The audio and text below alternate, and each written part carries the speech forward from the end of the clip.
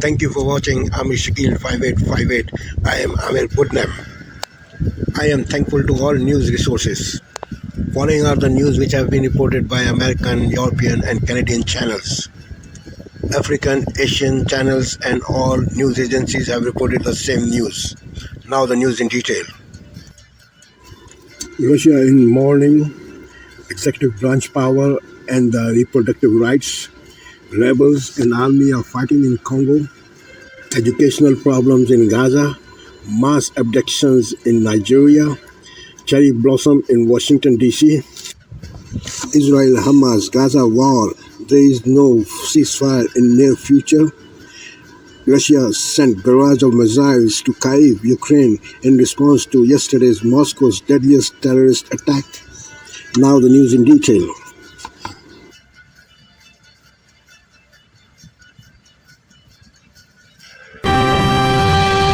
Tonight on PBS News Weekend, the ways the executive branch can shape reproductive rights and access to abortion in post-Roe America. Then, as a ceasefire remains elusive, what the Israel-Hamas war is doing to education in Gaza. No child has been to school in any formal sense since the 7th of October. It's an academic year of schooling that's been lost. It's not good being a child in Gaza at the moment. And as both a humanitarian crisis and fighting between the army and rebel forces in the Congo get worse, fears of a wider regional conflict.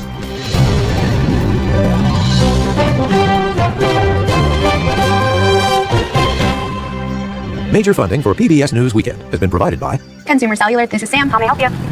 This is a pocket dial. Well, somebody's pocket. Thought I'd let you know that with Consumer Cellular, You get nationwide coverage with no contract. That's kind of our thing. have a nice day. and with the ongoing support of these individuals and institutions. And friends of the News Hour.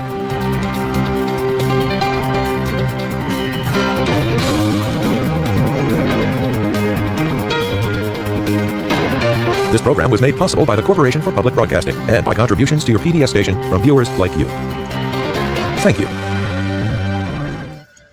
Good evening, I'm John Yang. Across Russia today, TV entertainment shows and commercials were suspended, cultural events were canceled, and flags were lowered to half-staff. It's all to mark a national day of mourning for the 137 victims of the concert hall massacre in suburban Moscow. Russian President Vladimir Putin lit candles. A makeshift memorial near the burned-out concert hall has become a huge mound of flowers. Some of the 11 detained suspects were taken to the headquarters of Russia's criminal investigation agency for questioning. Several of them have been charged with acts of terrorism. All the while, family and friends are desperate for word about loved ones still missing. Они информацию никакую не дают. At the hotline, they don't give any information. Even now, I was driving from the hospital, but I couldn't go home. I couldn't be alone anymore. It's very difficult, so I drove to my friends. Now, at least, I'll be with someone. The Moscow Health Department says it's begun identifying the dead using DNA. They say that process will take at least 2 weeks. And as Putin blames Ukraine for the attack without offering any evidence, a barrage of Russian missiles hit targets in Kyiv and farther west today. It was the third missile attack on Ukraine in the past 4 days. A Russian cruise missile briefly strayed about a mile into the Polish airspace, triggering the activation of NATO and Polish F-16 fighter jets. And Nigeria's military says 137 of the nearly 300 school children kidnapped more than 2 weeks ago have been released. Pictures show them looking tired, covered in dust, and still wearing the school uniforms they had on when they were abducted. 2 days ago, 17 children taken from another school were rescued. Recent abductions have been concentrated in northwestern and central Nigeria, carried out by groups seeking ransom money. Since 2014, at least 1,400 Nigerian school children have been kidnapped. Still to come on PBS News Weekend, the effect the Israel-Hamas war is having on education in Gaza, and fighting between rebels and the Congolese army sparks fears of a regional war. This is PBS News Weekend from WETA Studios in Washington, home of the PBS News Hour, weeknights on PBS. Abortion will be back at the Supreme Court on Tuesday when justices hear oral arguments in a case challenging FDA rules that make it easier to get mifepristone. That's the medication that accounts for more than half of all U.S. abortions.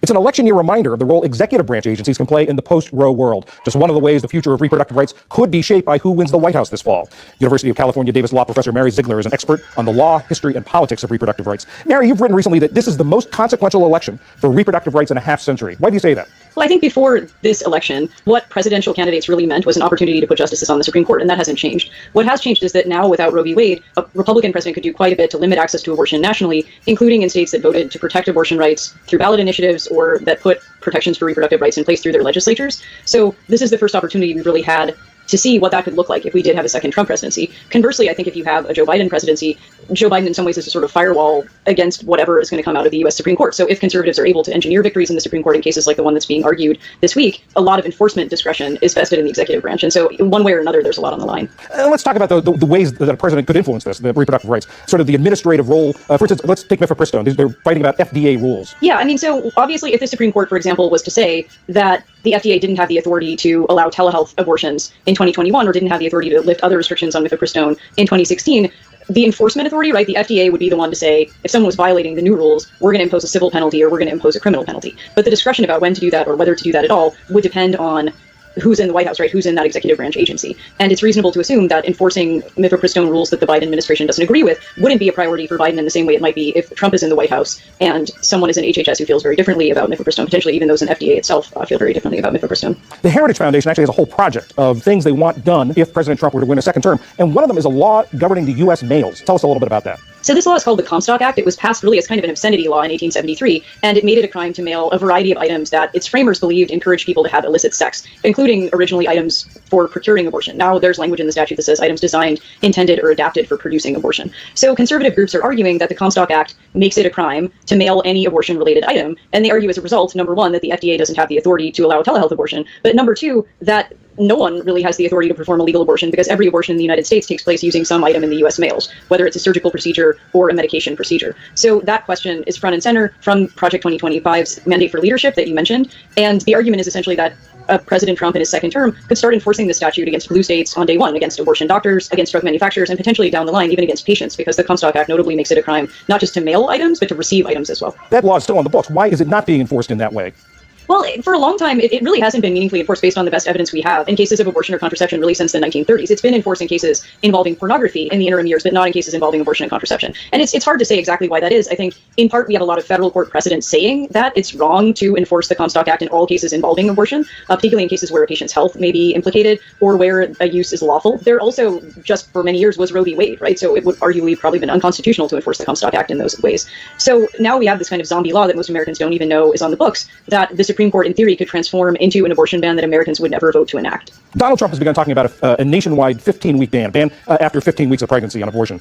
Can he do that by himself, or does he need Congress to do that? He would need Congress to do that. So a lot of the proposals you actually hear President Biden or former President Trump making on the campaign trail are proposals where they would actually need Congress's approval. So in the case of President Biden, codifying Roe v. Wade. In the case of former President Trump, potentially codifying some kind of 15-week restriction on abortion. In either of those cases, you would need Congress, which is why conservative groups are so much more interested in what the executive branch can do on its own. Well, are there things that an executive or president can do with executive power to either protect abortion rights or expand them? I think it's a little harder for the Biden administration if there would be a second Biden administration, because Biden would have his actions challenged in court. Those actions would ultimately land before the U.S. Supreme Court, and the U.S. Supreme Court, as we know, is very conservative and has been pretty skeptical of the idea of abortion access in the past.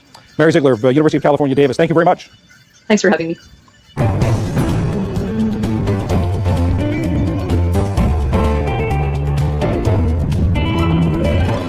The World Health Organization says the future of an entire generation in Gaza is at risk. Children are dying of the effects of malnutrition and disease and from a lack of adequate water and sanitation.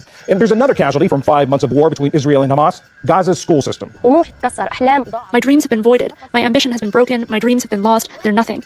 Myself, I used to want to do well and get grades and make my family happy and go to university and study and do well. But my ambitions have been voided. Everything has been broken. By some estimates, at least half of all Gaza structures have been damaged or destroyed, and many of them are schools. William Brangham has more. The education system in Gaza was facing serious challenges before the war began, but today, more than 800 lower schools and 17 higher education institutions lay in ruins, having been either partially bombed or entirely destroyed. Making matters worse, Gaza's population is disproportionately young and of school age. Around 65% are 24 years old or younger. David Skinner works for Save the Children, where he's the senior education cluster coordinator in the occupied Palestinian territory. He joins us from Ramallah in the occupied West Bank. David Skinner, thank you so much for joining us today. On some level, I think many of our viewers will be surprised to learn that there is any education that is able to go on in Gaza, given the ongoing war there. Can you just tell us a little bit about what kind of instruction and education children can get today? I don't think people should be thinking that it's a full-scale education. It's very hesitant, it's very trivial. But if you imagine that you're in a shelter in Ramallah, or let's say in Gaza, there is a very immediate desire for education to take place. And so what we're seeing in the shelters is organic education activities taking place. So parents are coming together, there are teachers in the shelters, and education is happening. It's not people sitting in rows with a whiteboard in front of them and teachers teaching the times table or the alphabet. It's a place for structure and for some kind of escape, if you like, from the immediacy of the issues in front of you. I mean, just as you're describing it, I imagine that on some level it does provide some small trace of normalcy of what life used to be like before the bomb started to fall. Those people who are expert in mental health are telling us educationists that one of the most important things for the mental health of children is to give them a rhythm, is to give them security, is to give them some kind of predictability. And school plays an enormous part in that. And I don't want to exaggerate this, William. I don't want you to feel that there's a sort of a fully fledged or anything like a fully fledged system in Gaza. I think it's more accurate to think of the shoots of education coming up within the shelters as communities are trying to care for their children. And I know it's got to be difficult to encapsulate the experience of all the children that you might be working with, but can you just share some sense of what you're hearing from your colleagues about how those children in shelters are doing? I have children. I think you've got children, William. Imagine your children in a shelter where you as a parent are concerned, they as a child are concerned that a missile is going to hit the shelter, that they're going to be harmed if they go into the street. They don't have enough food to eat. Many of them are sick as well. There's diarrhea, there's chest infections and so on going on. Many are facing food poverty, and in the north, they're facing malnutrition. And no child has been to school in any formal sense since the 7th of October. That's nearly an academic year of schooling that's been lost. So if you had academic dreams, hopes, aspirations, those have taken a hit. It's not good being a child in Gaza at the moment. You were talking about the schools, and the Israelis argue that they only target structures where Hamas was operating. Have you or any of your staff seen any evidence that that is the case? I have not seen evidence that Hamas have been in the schools, but it's not my area of authority. I mean, what I can say is that over 70% of schools have been either destroyed or damaged. So one of the big challenges we're going to be facing after there is a definitive ceasefire is the physical reconstruction of schools, which is going to be expensive, it's going to be difficult, it's going to be more difficult than, say, after an earthquake because you've got unexploded ordnance scattered through the rubble. But it's comparatively simple, conceptually at least, compared to some of the other issues that we're going to be facing. The biggest issue that children are going to be facing in terms of catching up is their mental health. Frankly, it's going to be really tough to try to support children who've been so much going through that. So you've got a physical, you've got an educational, and you've got a mental health set of issues once there's a definitive ceasefire. I can't think of anything that I've seen, and I've been doing this for 20 years now, where you've seen such a degradation over such a short period of time of an education system. All right, David Skinner of Save the Children, thank you so much for spending time with us. That's fine. Thank you.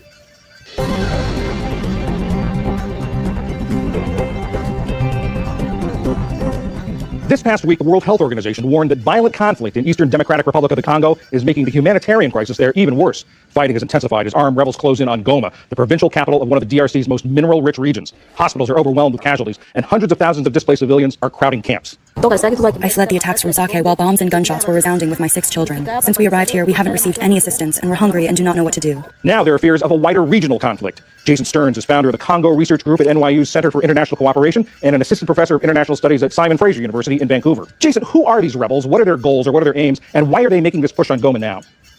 So the M23 is one of 100 different armed groups in the Eastern DRC, although probably the most notorious and most important one. They're responsible for around 1.8 million displaced people out of the 7 million total displaced people. There's been various rounds of rebel groups backed by the Rwandan government, often drawing from one ethnic community in the Eastern DRC, that have been launching attacks on the Congolese government going back to 1996. So they have a very long heritage, but this particular round of escalation started in 2021. And the real reason it started was geopolitical conflict between the Rwandan government and other governments in the region, in particular the Ugandan government, but that played out as so often happens on Congolese soil. And so it's really difficult actually to talk about the M23 rebellion without talking about the Rwandan government itself. Like other governments in the region, they're trying to get a foothold in the Eastern DRC, protect their interests that include both security interests, but also economic interests in this very mineral-rich area of the continent.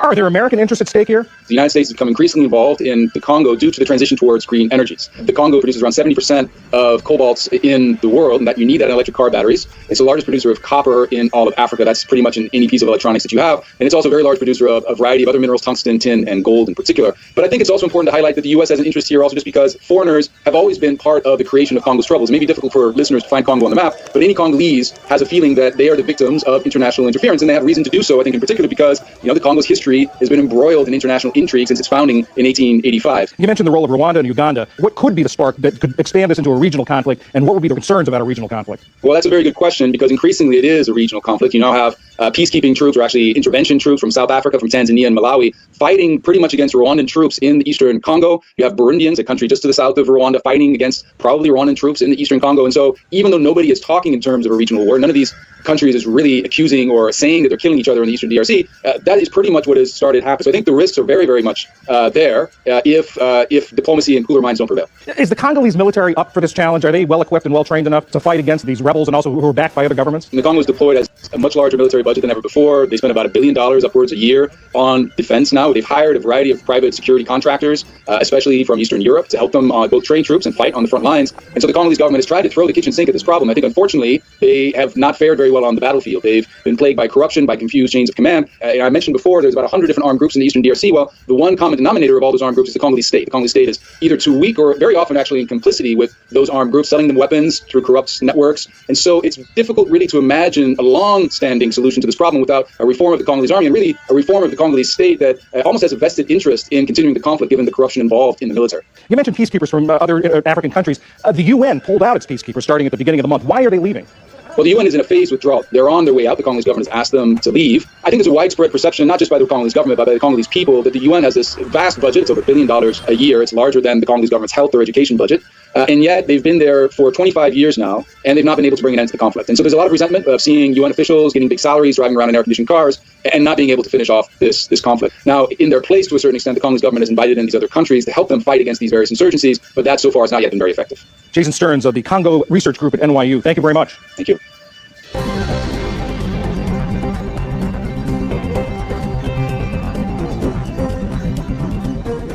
And finally tonight, an annual celebrated event took place in Washington this past week, and it didn't have anything to do with politics. It's known as Peak Bloom, the day 70% of the blossoms are open on Washington's iconic cherry trees around the tidal basin. This year's was 2 weeks earlier than average after the warmest Washington January on record. Cherry blossom season in the nation's capital draws 1.5 million people from across the country and abroad. Lorna Phillip and her sister came from Trinidad and Tobago. One of our main reasons for coming, she wanted to see the cherry blossoms in bloom. And I mean, just nature at its best. But for 158 of the trees, this will be their last bloom. The National Park Service is cutting them down later this spring as part of a project to rebuild the tidal basin seawalls, which have sunk over the years in some places as much as 5 feet. As a result, it floods twice a day at high tide, driven by rising waters due to climate change. It inundates the roots of the cherry trees, resulting in the deaths of many trees, threatens infrastructure like sidewalks. It's even forced us to close the Jefferson Memorial from time to time as the water overflows the walkways leading to the site. That twice-a-day diet of brackish water has hollowed out the trunk of a beloved tree known as Stumpy. It stubbornly continues to bloom despite being in what botanists call a mortality spiral. It's getting even more attention this year since it's one of those on the chopping block. Our partners at the National Arboretum will take clippings of Stumpy and create genetic matches, essentially clones with the same genetic material as that tree, and we'll plant those around the tidal basin when the work is finished. Well, I'm glad they're going to wait until after the cherry blossom season. Yeah, so it will be interesting. I will be here every year like I always am. And as this year's display of beauty fades, a reminder of the cycles of life, both human and botanical.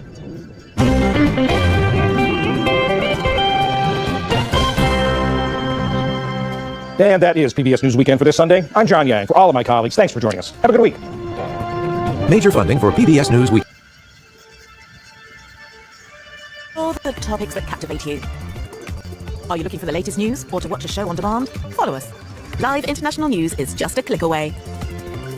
Liberté, égalité, actualité.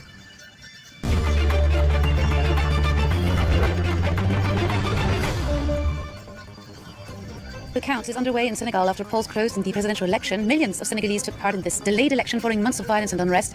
Running up to the vote, hundreds of opposition protesters were jailed. A total of 11 suspects have been arrested, 4 of them charged with terrorism after being accused of going on a shooting spree in the concert hall near Moscow Friday night. At least 137 people were killed and over 180 injured. And following the deadly attack at the Russian concert hall, the French government has increased its security alert to its highest level. Terrorist messages have threatened attacks on dozens of schools in the north of the country this Monday. Hello, welcome back to the France 24 Newsroom. Following months of uncertainty and unrest, Senegalese finally went to vote in the first round of the presidential election that was due back in late February but was postponed by President Macky Sall until the end of the year. This sparked violent protests across the country. Sall, who was barred from seeking a third term, accepted the new poll date. Opposition leader Ousmane Sonko was released from prison, unable to run, but has backed his key ally Bassirou Diomaye Faye, who was also freed from prison last week. Along with Faye, and among the dozen candidates are Amadou Ba, the former Prime Minister, and also Khalifa Sall, the former Mayor of Dakar. A runoff is likely to happen. Results will be known next week. Simon Bradpiece is our correspondent in Dakar, and he tells us how Sunday's vote carried out. The polls officially closed nationwide at 6 p.m. on Sunday. Counting is underway. As already mentioned, official results won't be published until Friday to give us a really kind of nationwide picture of what happened. But before then, on Tuesday, we will have a better picture of the kind of department by department results, and that will allow us to build a pretty clear kind of prognosis as to where this election is going.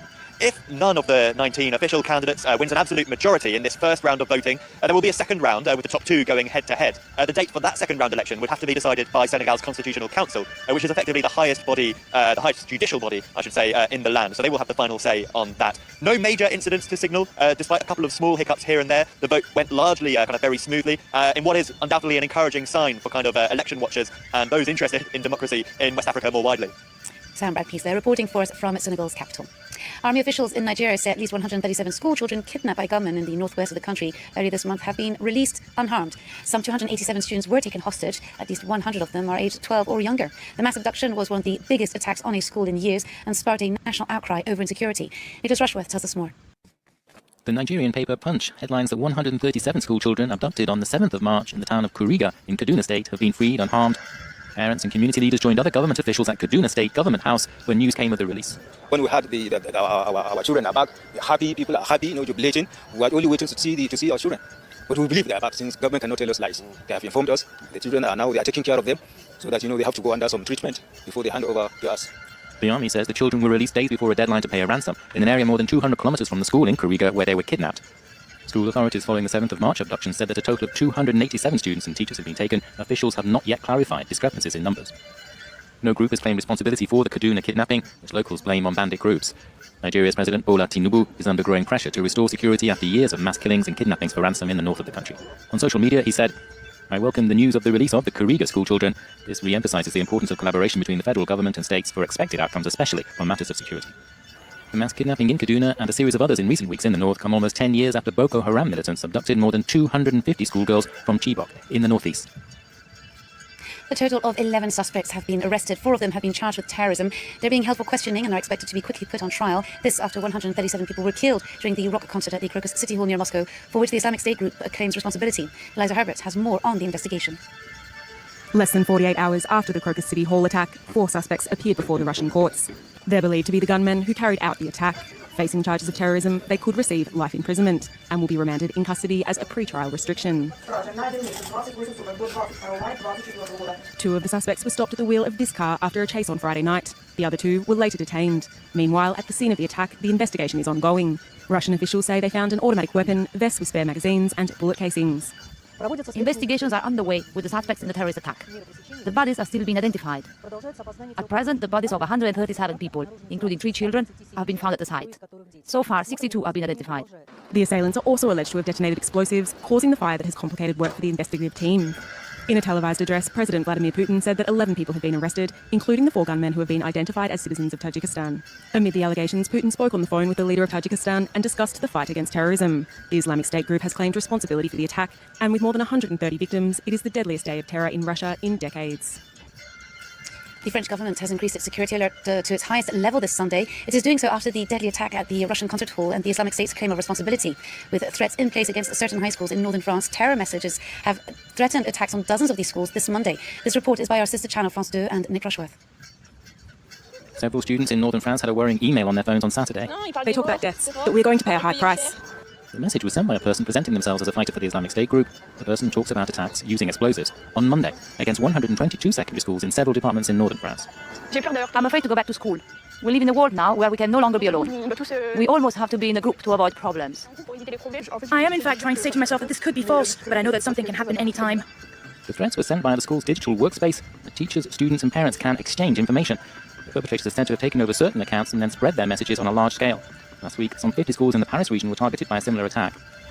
Teachers' unions are concerned. A teacher was murdered in the town of Arras last October. The perpetrator was indicted for criminal terrorist association. This is starting to be extremely difficult to manage. The important thing is to begin working seriously. This has been done since the Arras attack. We can't say nothing has been done, but a lot more has to be done. With various governing bodies, we absolutely have to provide answers to colleagues, students and families. Schools will open under tighter security on Monday. French Prime Minister Gabriel Attal has raised France's security level to its maximum. He vows to track down the people making terrorist threats. Thousands of people have fled Haiti's capital in recent weeks as gangs continue to run riots. 2,500 kilometers from Port-au-Prince, Haitians live in the United States worry about their families back home. New York's Rockland County is home to over 15,000 Haitians, or people of Haitian descent. About 6,000 of them live in Spring Valley. The town is home to the second largest concentration of Haitians in the United States. New additions are arriving every day. With them, they carry trauma from the violence in Haiti and from what they experience on the grueling journey to the U.S. This report from our New York correspondents, Jessica Lemazurier and Fanny Chauvin. This community centre in Spring Valley in Rockland County is the first port of call for many Haitian migrants arriving in New York. It's Renaud Julien's life's work. He fled Haiti at the end of the Duvalier regime. Almost 4 decades on, his homeland is once again overrun by gangs. His centre helped over 4,000 Haitian migrants last year. A dozen new arrivals come through these doors every week. Here we help them, with English classes, with job search, everything that an immigrant needs, we offer it here. It has been extremely busy here at Combiquent Lacaille due to the situation of Haiti, because as you guys know, thousands of Haitians have been forced to leave Haiti. Jean-Marc Mathurin is applying for asylum in America. He arrived here a fortnight ago with nothing. He left Haiti after gangs killed his father and burnt his home, and travelled on foot through several Latin American countries to get to the US southern border and cross the Rio Grande. There were 2 men in front of me, a Venezuelan and a Haitian, and they drowned because they didn't know how to swim. While some migrants travel via Mexico, others, like 22-year-old medical student Kartika Sari-Rene, are sponsored by family members. One day, leaving med school with her friends, she narrowly escaped being kidnapped. I was walking with some friends and some kidnappers passed by. We ran to escape from them. We hid from them. It was really awful. Kartika hopes that she'll be able to pursue her dream of becoming a pediatrician. I love to help people. I can't stand to see people suffer. It pains her to leave Haiti and her studies, but she was left with little choice. And finally, here in Paris, a tradition dating back to the early 1900s has been revived by local authorities as the city gears up to welcome the Olympics Games this summer. Some 200 bistro waiters race through the Marais neighbourhood in central Paris, carrying on a plate, croissant, coffee and a glass of water. Local authorities say its aim is to share the Parisian way of life to the world. Janishan has more. With a croissant, a cup of coffee, and a glass of water balancing on the tray, these waiters are off on the race in their iconic and recognizable attire. Pantalon noir, chaussettes noires. Black pants, black socks, well-polished shoes and a tie or bow tie with a jacket. That's traditional and Parisian. It's a revival of a race that hasn't taken place for 13 years. First held in 1914, organizers say it's a way to showcase a traditional profession in a city where the bistro is a way of life. Only a few rules apply. No running, no spilling of water, and only one hand to hold the tray. But racing 2 kilometers through the French capital is not an easy feat. It's our daily work, so we're used to it. I've been doing this job since I was 16. It's about the stamina. You really feel it towards the end. But in our line of work, we do this for 10 to 12 hours. We have the strength and we know how to hold the trays. This year's race was funded by the Paris City Hall, who granted a budget of 108,000 euros. The lucky winners were awarded gastronomic outings and tickets to the Paris Olympic opening ceremony. Thank you for watching. Stay tuned to France 24. More news coming up very shortly.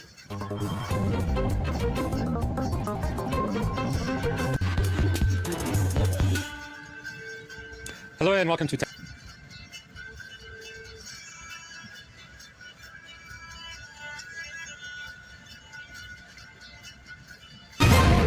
On this Sunday night, Moscow mourns. The death toll rises after Russia's worst terror attack in decades. Plus, Putin tries to blame Ukraine as Russia launches a devastating wave of airstrikes. Also tonight, the growing fears of imminent famine in Gaza. It's time to truly flood Gaza with life-saving aid. As hopes for a ceasefire fade, Israel dispatches its defense minister to Washington. Colorectal cancer warning. If I had waited till I was 50 years old, I wouldn't be alive to be speaking with you right now. The new push to dramatically lower the age for life-saving screening. And reeling from illegal. Every night we witness illegal activities. It's frustrating. How illegal fishing has left a once lucrative industry high and dry. Global National with Baranassa. Reporting tonight, Jackson Plasko. Good evening and thanks for joining us. We begin with a show of resilience in the face of grief. Today, Russians united for a national day of mourning, honoring the lives lost during Friday's terror attack at a packed rock concert in Moscow. Thousands gathered at a makeshift memorial outside Crocus City Hall and elsewhere across Russia, laying flowers for the 137 victims killed after 4 armed men opened fire inside the concert hall. The attack, carried out by a branch of the so-called Islamic State, is the deadliest in Russia in over 2 decades. But tonight, Russian President Vladimir Putin is suggesting links to Ukraine, despite there being no known connection. Redmond Shannon has our top story and a warning. This report contains distressing images. Prayers outside the Crocus City Hall on a national day of mourning, marking the unimaginable horror that took place inside the now destroyed venue. The sentiments of Russians similar to those heard after terror attacks elsewhere in Europe and North America. We will become stronger, says this man. Premier Putin did not join the vigil. Instead, the Kremlin released this video of him saying a prayer. Footage of the suspects was broadcast on Russian TV Sunday. The Kremlin says they are from the former Soviet Republic of Tajikistan. Putin says the men were captured while trying to flee to Ukraine, suggesting Ukraine was involved. The country's President Volodymyr Zelensky said Putin is more interested in falsely blaming Ukraine than protecting his own citizens. Islamic State has claimed responsibility, releasing a graphic video of the attack. On March 7th, the United States warned its citizens in Moscow and the Kremlin about a possible extremist attack on a public gathering within the following 2 days. At the time, Putin said the US was just trying to destabilize Russia. He has picked enemies for his own political purposes, for his own ideological purposes. And I think that's a key reason why he disregarded this warning from the United States. Even in Russia's media bubble, many citizens may have reason to be skeptical of attempts to blame Ukraine. They have been told for years that the Ukrainians are ruled by evil Nazis, gay Nazis, but some Ukrainians are jokingly calling an Islamist, Nazi, Jewish state. And in response to Friday's attack, the French Prime Minister Gabriel Attal says his country's national security alert system is now being raised to its highest level. Jackson? Redmond Shannon in London. Thanks, Redmond. And as Moscow mourns, Russia launched a wave of overnight strikes that targeted Ukraine's capital and hit critical infrastructure in the western Lviv region. Russia fired more than 50 Iranian-made kamikaze drones and cruise missiles at Ukraine, forcing people to shelter in subways. Kyiv says its defenses shot down most of them. Moscow claims to have targeted Ukraine's energy sources. Russia has been pounding Ukraine's power facilities in recent days, last week launching its largest air assault in more than 2 years of full-scale war. One of those Russian missiles briefly entered Poland's airspace, forcing the NATO member to activate its fighter jets and allied air defenses. Poland has summoned Russia's ambassador over the incident and is demanding an immediate explanation from Moscow. The Russian missile crossed into Polish airspace for about 39 seconds. It's not clear if this was intentional behavior by Russia, but even an accidental incursion could risk sparking a wider war. Israeli Defense Minister Yoav Gallant is said to be en route to Washington tonight as the U.S. continues to push Israel to abandon a planned offensive into the southern Gaza city of Rafah. The trip also comes as pressure grows for more aid to be urgently let into Gaza, with the UN saying today the only effective and efficient way to do so is by land. Mike Drolet reports. The contrast was impossible for UN Secretary General Antonio Guterres to ignore. On the Egyptian side of the border, aid trucks parked as far as the eye can see. On the Gaza side, a growing humanitarian crisis, or as he put it, a moral outrage. It's time to truly flood Gaza with life-saving aid. The choice is clear, either search or starvation. Let's choose the side of help, the side of hope, and the right side of history. How to get it done? Well, Guterres was diplomatic, calling for Israel to allow humanitarian aid through by road, and for Hamas to release Israeli hostages. Food parcels continue to be dropped by air, but aid agencies say only a fifth of what is needed is getting through.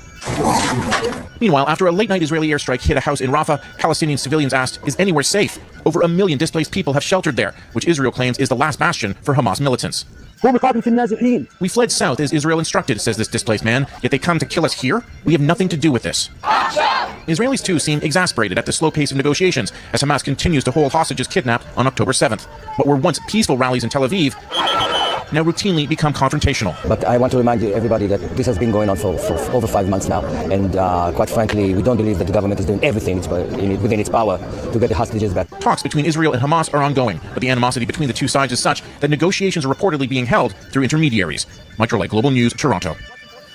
137 Nigerian students abducted more than 2 weeks ago have been freed unharmed, according to local officials. The Nigerian army released photos said to be taken shortly after the rescue this morning, showing some of the children being transported on buses. The news comes just days before a reported deadline to pay a $690,000 ransom for their release. Happy people are happy, jubilating. We are only waiting to see our children, so that they have to go under some treatment before they hand over to us. The mass abduction happened on March 7th during a school assembly in northern Nigeria. More than 280 kids and staff were said to have been taken that day. There's no word on the status of those still believed to be kidnapped. On Friday, 17 other students and a woman were rescued in connection to a different kidnapping in the country. Gangs have seized thousands of people in recent years, especially in the country's northwest. Here at home, a surge in refugee claimants is putting pressure on some of Canada's busiest airports. Ottawa has already cracked down on asylum seekers entering the country by land, leading migrants searching for new pathways into the country. As Taria Isri explains, the issue has become especially contentious in Quebec, which has become the main point of entry. For refugees flying to Canada, the main destination is Montreal's Trudeau Airport. It's tiny when you compare it to refugee flows elsewhere in the world, but it's not. These numbers are not numbers that Canada is accustomed to. Newly disclosed figures show the sharp increase. In 2022, around 3,300 people made refugee claims at Montreal's airport. That number was almost 10 times higher, at around 30,000 in 2023, the same year Roxham Road shut down, the unofficial border crossing between Quebec and New York State. Immigration experts say because of the closure, asylum seekers are finding new pathways, like airports. So a large percentage of those claims come from nationals of Mexico. It's a country that does produce a lot of refugees, many of which are genuine and some of which are not. 60% of claims from Mexico are rejected or withdrawn, according to the Immigration and Refugee Board.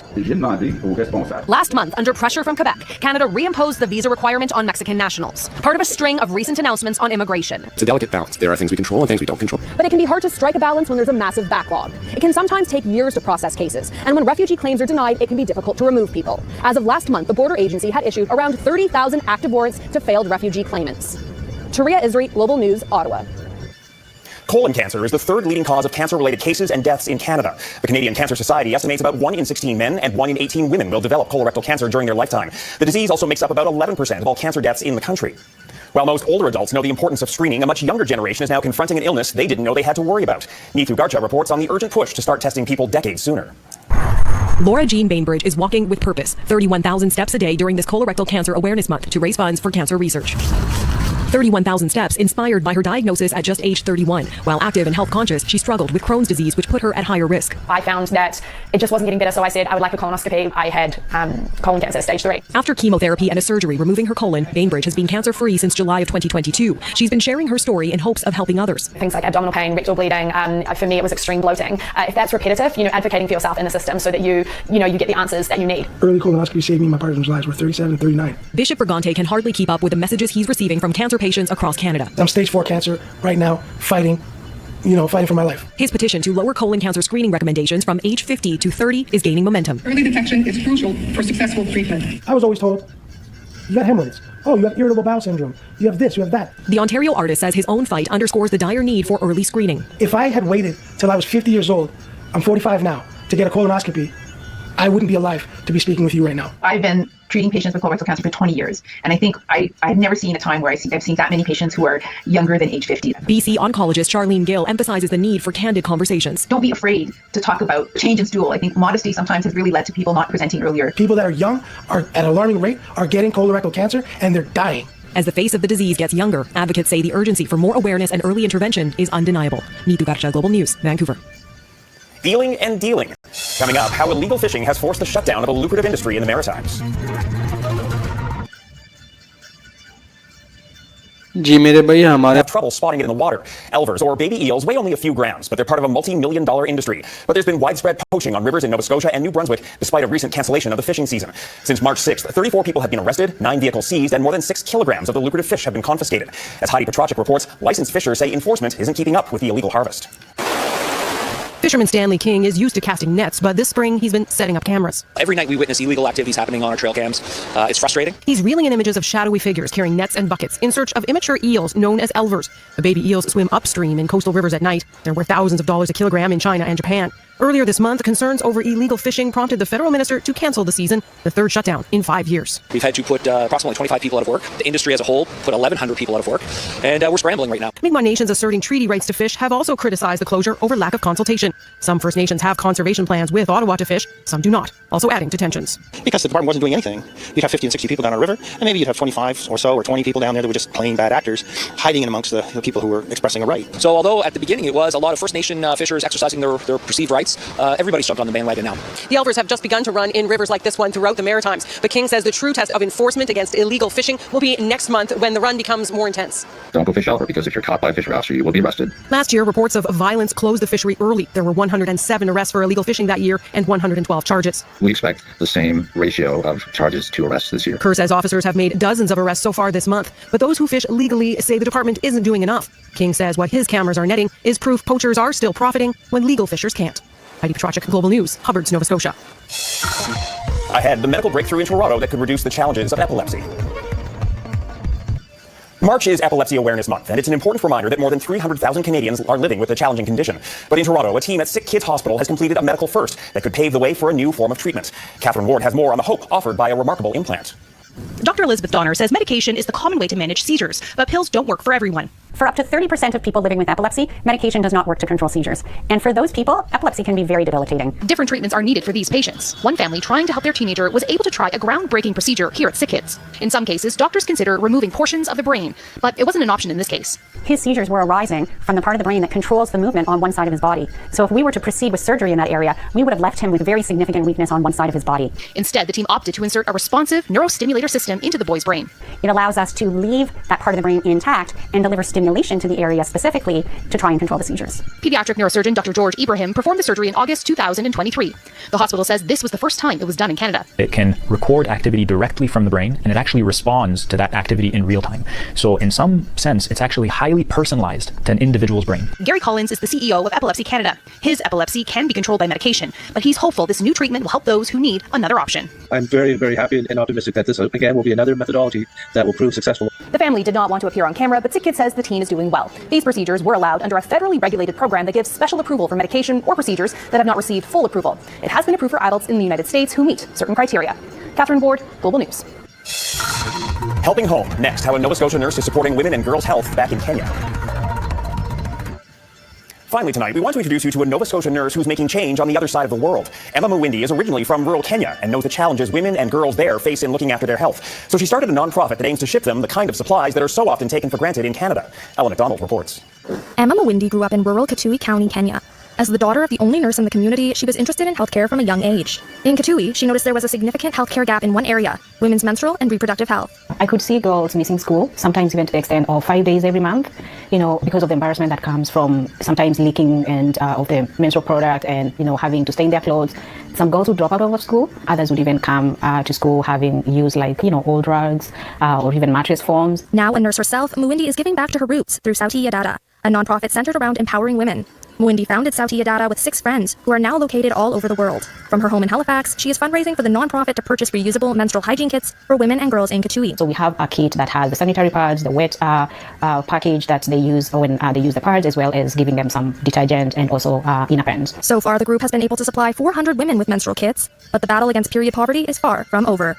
In Nova Scotia, menstruating people still miss school or work during their periods due to stigma, and issue groups like United Way are trying to tackle one conversation at a time. I think the answer is simple. Let's talk about periods. It's not something to hide or be shameful of. It's a natural thing. With World Menstrual Hygiene Day coming up on May 28th, both United Way and Sautia Data are calling for donations. Mwindi hopes her GoFundMe reaches its goal of $2,500 so they can supply 250 more girls with kits in May. Ella MacDonald, Global News, Halifax. And that's Global National for this Sunday night. I'm Jackson Prosco. Tonight's Your Canada is Michael's Harbour near Lewisport, Newfoundland and Labrador. We always love seeing Your Canada. Please keep emailing your photos to viewers at globalnational.com. Thanks for watching, and I hope you'll join us again tomorrow. Have a great night. Thank you for watching and privilege of your time. This is Amir Shakil 5858. I am Amir Woodman. Have a good life.